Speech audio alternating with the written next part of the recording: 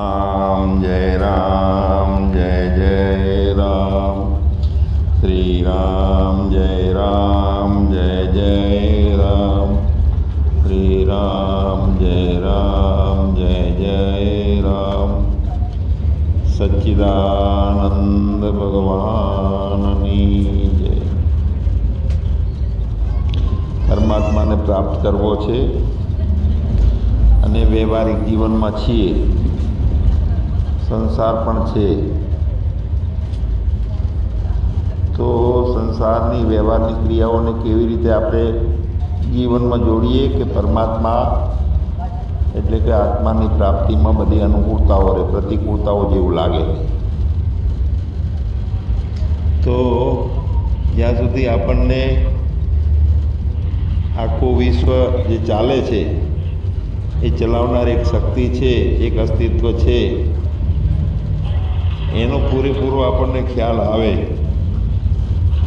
तो ईश्वर निष्ठामां जीवन जीवाय। ज्यां सुधी ईश्वर निष्ठामां जीवातुं नथी त्यां सुधी व्यवहार निष्ठामां वधारे झोंक रही जाय छे अने पोतानी आत्मा स्वरूपनी प्राप्ति रही जाय छे। एटले अने वास्तविकता ए छे के अस्तित्वथी जे जीवन चाले छे अने आपणे व्यवहार वैयक्तिक भावथी जीवीए छीए कि हूँ छूँ, हूँ कंईक करूँ छूँ, मारे आ करवुं पड़शे, कर्मों वगर कर्या वगर नहीं चाले, बधुं बगड़ी जशे। आवा भावो ज्यां सुधी रहे छे त्यां सुधी नित्य अडोळ पोतानी धारा जे बनवी जोईए ने, नित्य धारा आत्मा तरीकेनी, ए बनती नथी। तो सत्य ए छे कि आपणे कोई पण खूणामां संताईए तो पण आपणाथी जे अस्तित्वना नियमो छे ने ए नियमो तोड़ी शकाता नथी, कारण के अटल नियमो छे। गमे एटली चतुराई करीए जीवनमां व्यवहारिक भोगो माटे, जीवन माटे अनेक व्यक्तिओनी साथे जीववानुं छे एटले मारा ताराना भाव आवे छे। तो गमे एटली चतुराई करीए, गमे तेटला खेलो खेलीए व्यवहार में, पण अस्तित्वना जे नियमो छे ने सरवाळा बादबाकी बधुं आपणे करीए छीए, पण बराबर तो ईश्वर करे छे बधुं। अने ए अटल नियमो छे, कोई दिवस भूल करतो नथी अस्तित्व। जो सूर्य उगे छे अने आथमे छे, हिमालयनी स्थिरता है, गंभीरता है, समुद्र एना मापमां रहे छे, एनो किनारो छूटतो नथी। अने आपणा वैयक्तिक जीवनमां पण जोईए तो मन छे अर्थो करे छे, आँखों छे जुए छे, ज्ञानेन्द्रियो बधी काम करे छे। तो आपणी वैयक्तिक पुरुषार्थी कांई नथी, अस्तित्वमांथी संचालन थाय छे। एटले अने कोई दिवस भूल करतुं नथी अस्तित्व। जो आपणे जोवानुं होय आँखथी ने तो आँखथी सांभळवानुं कोई दाड़ो थयो ना थाय, कारण के एक एक श्वास, एक एक पगलुं, एक एक विचार आ अस्तित्वनी हाजरीमां थाय छे ने एनी जाणमां थाय छे। अने एने बधाय આપણે જે જીવન ચાલે છે એ બધું એના ગણિતમાં આવી જાય છે, લખાઈ જાય છે બધું, અને એ ટાઈપના સામે આપણને જીવનમાં પ્રત્યુત્તરો મળે છે, એટલે અંકાઈ જાય છે અસ્તિત્વમાં આપણી એક એક જે અનુભવો છે, વિચારો છે, કર્મો કરીએ છીએ, અંતર્યામીનું નથી અજાણ્યું, બધું કરે છે। જે કરશું એ ભોગવવું પડશે, જોઈ વિચારીને ચાલીએ, કેમ કે બધું ત્યાં કર ચિત્રગુપ્તના ચોપડામાં ચોપડો લખાઈ જાય છે અને એના કર્મના ફળો આવે છે। હવે જેણે બ્રહ્માંડના નિયમોને, અસ્તિત્વના નિયમોને અપનાવ્યા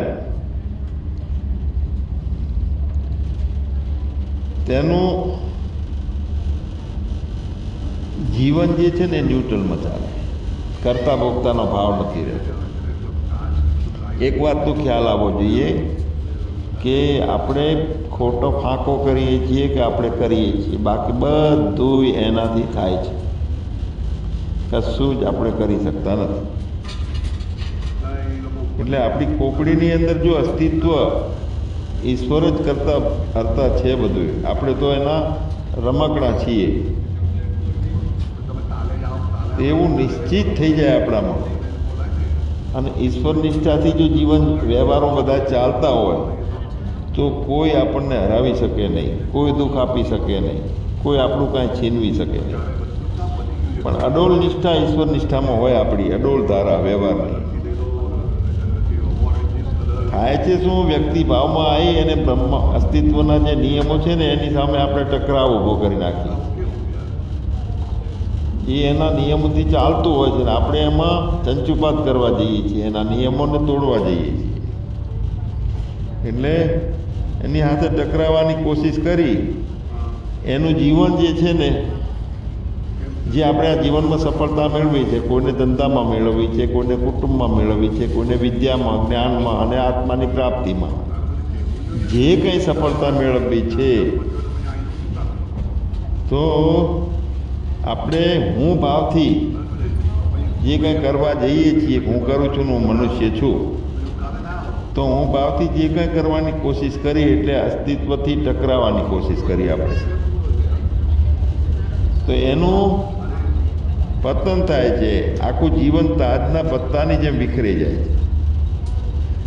જો આપણે અહીંયા આજે છીએ, બેઠા છીએ, સાંભળો, અને આ બધું સાંભળીએ છીએ, પણ આપણે પોતાને સ્થિર થઈને પૂછ્યું કે આપણે એના અસ્તિત્વના નિયમોની સાથે જીવીએ છીએ કે હું ભાવથી જીવીએ છીએ? વારંવાર નિષેધના કામો થતા જાય, કોઈને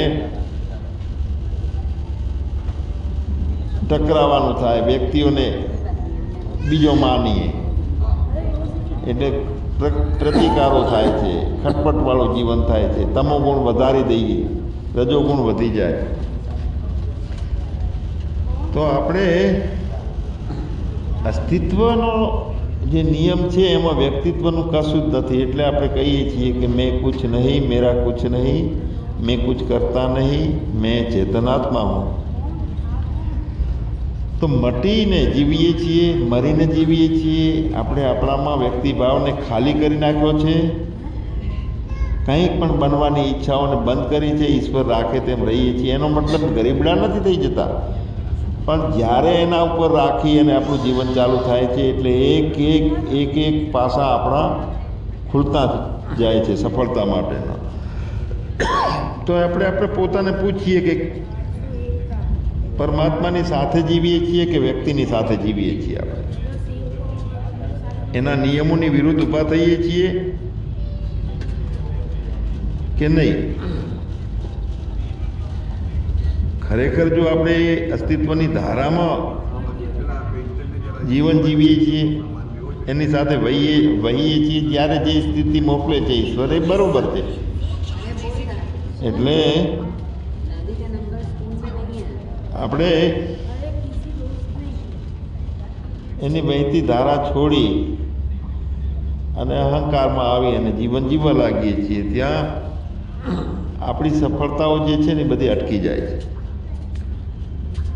એના કાનૂનો તૂટી જાય છે, વ્યવસ્થા તૂટે છે ઈશ્વરની.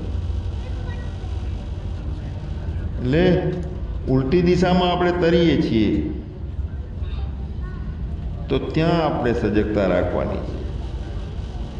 આપણે યાદ રાખીએ કે ધારાની સાથે છીએ કે સહેજતાથી આગળ વધીએ છીએ કે પછી અટકી રહ્યા છીએ ક્યાંય? તો અટકી રહ્યા છીએ તો હું છું. ક્યાંય પણ આપણને લઘુતા ગ્રંથિ આવે છે, આ નહીં કરી શકું, અંદરથી સ્ફૂર્ણા આવે છે કે આમ કર, અને ચંચુપાત કરીએ કે એમ નથી કરવું, પેલો જાગતો હશે તો અત્યારે કે નહીં હોય નથી ફોન કરવો. પણ બુદ્ધિને વિચારવાનું બંધ કરીએ ને ત્યારે અસ્તિત્વની ધારાની સાથે આપણે વહીએ છીએ. પણ બુદ્ધિના કારણે આપણે અસ્તિત્વને છોડીને એની વિરુદ્ધમાં વર્તવાનું ચાલુ થઈ જાય છે. એટલે જે ધારાથી ટકરાય છે, અસ્તિત્વની ધારાથી, અસ્તિત્વના નિયમોને છોડીને આપણે કરવા જઈએ છીએ તો આપણું પતન નક્કી છે. એટલે જીવનમાં અદ્ભુત શક્તિ જે છે પરમાત્માની, અદ્ભુત રહસ્યો છે તે આપણામાં ક્યારે ખુલે, અને આપણે ખોલવાની શક્તિ આપણામાં એ નિર્માણ થાય, એ રહસ્યો ખુલે આવી ઈચ્છા જ જો રાખીએ છીએ તો પછી આપણો હું ભાવ છોડીને કરવું પડશે. બધું જ સહજ રીતે કરવું પડશે. કારણ કે પરમ શક્તિ આપણી અંદર પ્રવાહિત થાય, સાક્ષાત થાય આપણને આત્માનો તત્વ રૂપે. તો જ્યારે આપણે આપણને પૂછીએ કે મારે જગત જોઈએ છીએ, સંસાર જોઈએ છીએ, વ્યવહાર જોઈએ છીએ, હું ભાવ જોઈએ છીએ કે પરમાત્મા જોઈએ છે,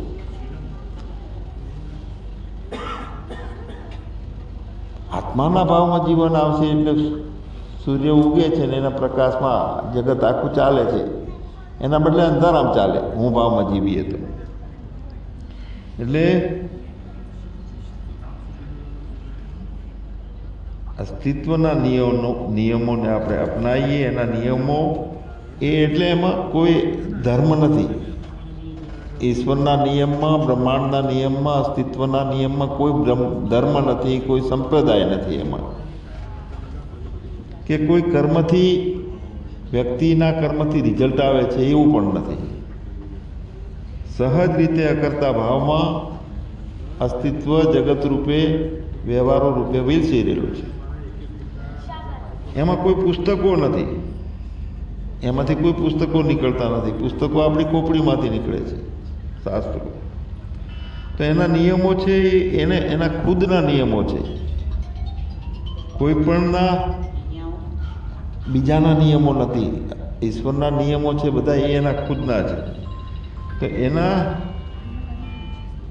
એ અસ્તિત્વના મૂળમાંથી એ નીકળ્યા છે બધા નિયમો. અને એ નિયમોને અપનાવવાવાળો મનુષ્ય એના ઉપર છોડીને જીવતા આપણે તો લોખંડની જેમ મજબૂત બની જવાય જીવનમાં. જો એને તોડવાની આપણે કોશિશ કરીએ છીએ તો કોશિશ કરવાવાળો ખુદ તૂટી જાય છે. અસ્તિત્વના નિયમો તોડી અને પોતે પોતાનું હિત સાધવા માગીએ છીએ તો નિયમો તોડવાવાળો પોતે તૂટી જાય છે. અને જો તે ઊંડાણને ખરેખર પ્રાપ્ત કરવું છે, આપણે એના રહસ્યો આપણા જીવનમાં મહેસૂસ કરવા છે, આત્માના સાક્ષાત્કારમાં જીવવું છે, તો પછી હું ભાવ નહીં, હું કાંઈ નથી, મારું કાંઈ નથી, હું કરતા ભોગતા નથી, હું આત્મા છું. તો એના નિયમો અપનાવીએ. જો એના નિયમો આપણે જાણી લઈએ તો કશું જ કાંઈ જ આપણે કરવાનો આવતો નથી. કોઈ જાતનો ભય નથી આવતો, ડર નથી આવતો.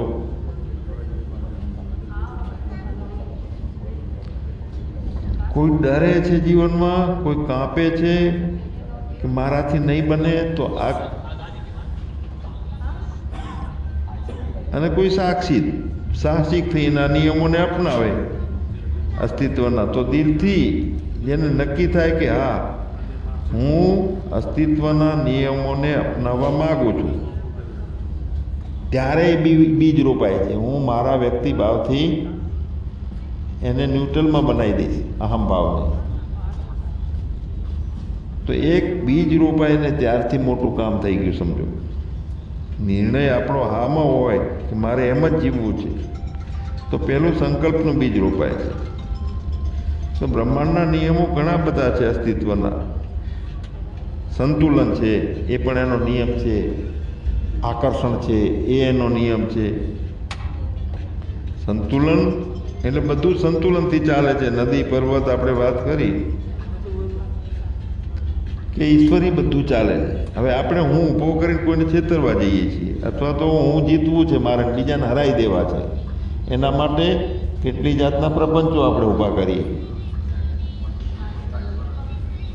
તો આપણે જીત ના મળે ત્યારે આપણને બીજાની ખુશામત કરીને જીત મેળવીએ, બીજાનું ખોટું કરીને જીત મેળવવાનો પ્રયત્ન કરીએ, જીદ કરીએ, કોઈને અહિત કરીએ, કોઈના સાથે દગો કરીએ, તો એ બધી આપણી મનની રમતો થઈ.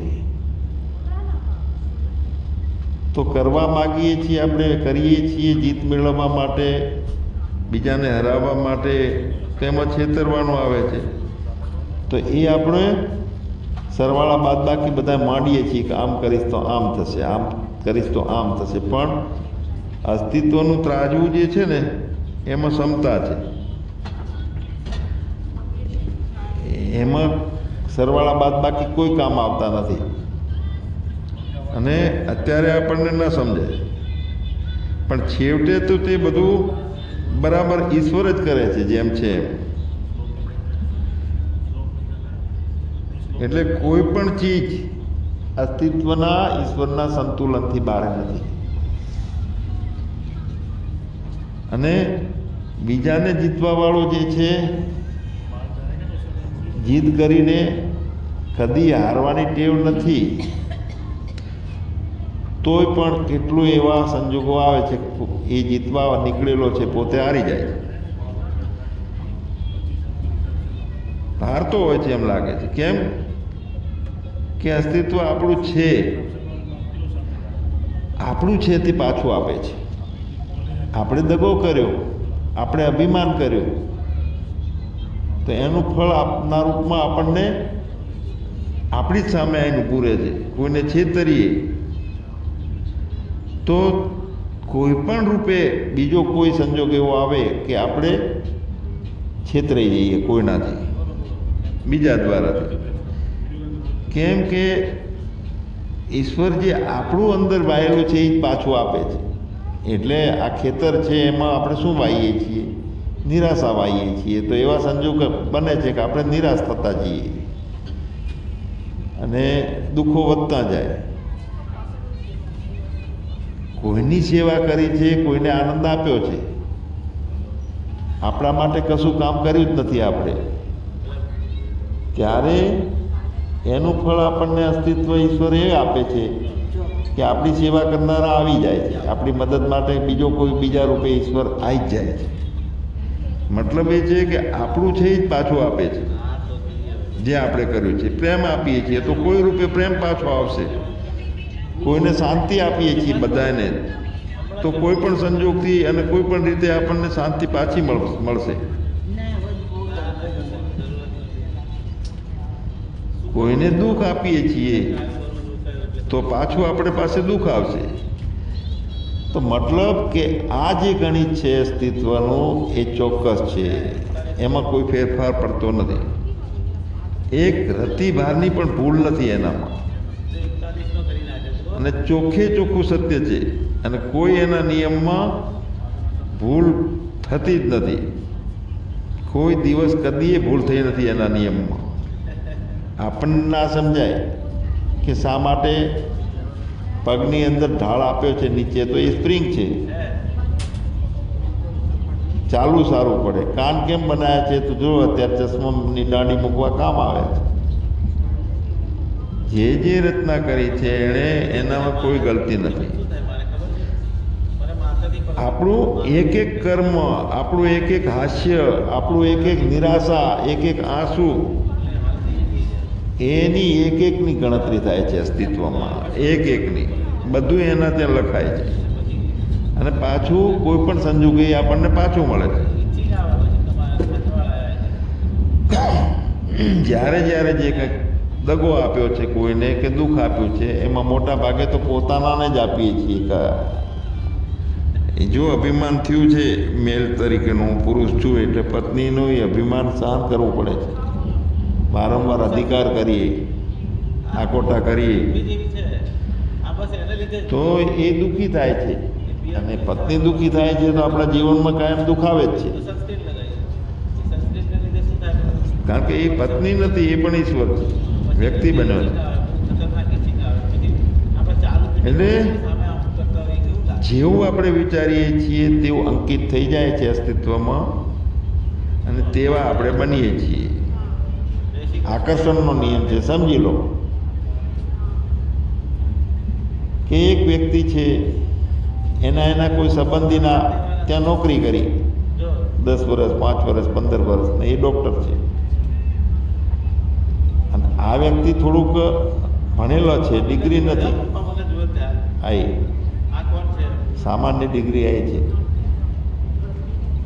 પણ વિશેષ રીતે એને ડૉક્ટરી કરવી છે. તો એના એવા સંજોગ આવે જ કે એ સોનોગ્રાફીનું શીખી લે, એટલે જોડે ઓપરેશનો થતા હોય એ શીખે, એટલે એની ડિગ્રીનો કોઈ કોર્સ આવી જાય ને એ ડૉક્ટર જ બની જાય. કારણ કે સંગ જેવો રહ્યો છે એવો રંગ લાગે છે. તો અહીંયા આકર્ષણનો સિદ્ધાંત કરે છે, ચાલુ થાય છે. જેવું વિચારીએ એવા બનીએ છીએ, જેના સંગમાં રહીએ છીએ એની અસર થાય છે. એટલે આખા કુટુંબો, એક વ્યક્તિ ત્યાગી હોય એનું બધું કુટુંબને વેચી નાખ્યું, પરચુણ બધું, કારણ કે પોતે સંસારમાં પગ નથી માંડ્યા, કમાણી ઘણી કરી, તો પાછળથી આખું કુટુંબ કોઈ દુઃખી નથી હોતો આર્થિક રીતે. બધા વેલસેટને અભ્યાસમાં જાય છે, કેમ કે એક સંઘમાં રહ્યા, આપણે એમની સાથે નોકરી કરી, એમનો ધંધો આપણે સંભાળ્યો છે, તો આખા કુટુંબને લાભ થયો. એટલે મનમાં ખોટું ચાલુ રાખીને જિંદગી જીવીએ તો કાંઈ હાથમાં આવતું નથી, અજ્ઞાન જ રહે છે. અને ખોટું ચાલી રાખીને જિંદગી જીવવાના બદલે જીતીએ તો તે અસંભવ છે, જીતી શકાતી જ નથી, ખોટાની હાર જ થાય છે સરવાળે. એવી જ સ્થિતિ આપણી પાસે સામે આવશે કે જેવું આપણે કર્યું છે. આપણે ડરીએ છીએ તો તેવી પરિસ્થિતિ મોકલશે આપણે, અને અધુરાશ રહી જશે. તો આપે છે, આપવાવાળો 1000 હાથવાળો છે. જ્ઞાનની ભૂમિકામાં પણ એની જ કૃપા કામ આવે છે. અને આપણે રોજ ફરિયાદ કરીએ છીએ, મને આમ રહી ગયું, મારે આટલું જ્ઞાન બાકી રહી ગયું, મારે આટલું પરિસ્થિતિ સારી કરવી છે, આર્થિક ધર્મનું કામ કરવું છે, પુણ્યનું કામ કરવું છે. તો આ બધી માયાજાળને ભટકણ છે આપણી. એના નિયમોને સ્વીકારી અને આપણે ચોખ્ખે ચોખ્ખા હુંપણો કાઢી અને મુક્ત રહીએ છીએ તો એટલી બધી પ્રગતિ થઈ જાય છે કે એવા વ્યક્તિઓ સેલિબ્રિટી બની જાય. આપણે સાહસ કરીએ ને, બુદ્ધિ વગર એમ થાય છે કે બુદ્ધિ નહીં ચલાવીએ તો આપણું બગડી જશે. સાહસ કરીએ તો એ રસ્તો ખોલી આપે, અને આપણે ડરીએ છીએ અને બુદ્ધિ દોડાવીએ છીએ તો એ રસ્તો બંધ કરી નાખે છે. એટલે સંપૂર્ણ ઈશ્વર નિષ્ઠાની અંદર જે જીવન છે અને વ્યવહારો છે એ એના નિયમથી જીવાય. ક્યાંક નુકસાન થયું તો જેના હાથે થયું હશે, ક્યાંક કર્મનું ફળ આવ્યું એટલે નુકસાન થયું. હવે આપણે સમજદારીમાં જીવવું છે તો કાંઈ વાંધો નહીં, કશું થયું જ નથી, નહીં એની સામે ચિંતા, નહીં બળતરા, નહીં કોઈ વઢવાનું. એટલે જીવનને આની શુદ્ધ જીવન જીવવું છે તો અસ્તિત્વના જ નિયમોથી આખું જગત છે, એના સિવાય બીજું કાંઈ છે નહીં. અને આપણને બધું બીજું દેખાય છે, એટલે ભૂલ પડે છે. સચ્ચિદાનંદ ભગવાનની જય.